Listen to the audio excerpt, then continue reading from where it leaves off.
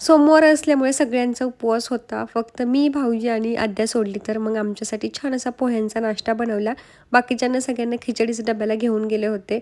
आणि सकाळ-सकाळी गॅलरीत येऊन बघते तर आद्यानं रात्री सगळी झाडाची फुले तोडून टाकली होती. सगळा अवतार करून टाकला होता त्या झाडांचा. आज्या सासू म्हणल्या, "मला काय खिचडी खायची नाही आहे, माझ्यासाठी थालीपीठ बनव." मग त्यांच्यासाठी साबुदाण्याचं थालीपीठ बनवलं. आता याची रेसिपी मी एका यूट्यूबवरती लाँग व्हिडिओमध्ये दिलेली आहे, नक्की जाऊन बघा. आणि मग आमचा पण स्वयंपाक करून घेतला. स्वयंपाक थोडासाच होता त्यामुळे जरा लेट केला होता आज. त्यानंतरनं केलं किचन क्लीनिंग. आता भरपूर जणींचे मला मेसेजेस आलेत की लाँग व्हिडिओ टाक यूट्यूबवरती क्लीनिंगचा. तर आता गणपती बाप्पा पण येणार आहेत, क्लीनिंग चालूच होणार आहे आमची. तर नक्कीच तुमच्यासोबत ते सगळं शेअर करेल. किचनची पण डीप क्लीनिंग करणार आहे, ते सुद्धा शेअर करेल.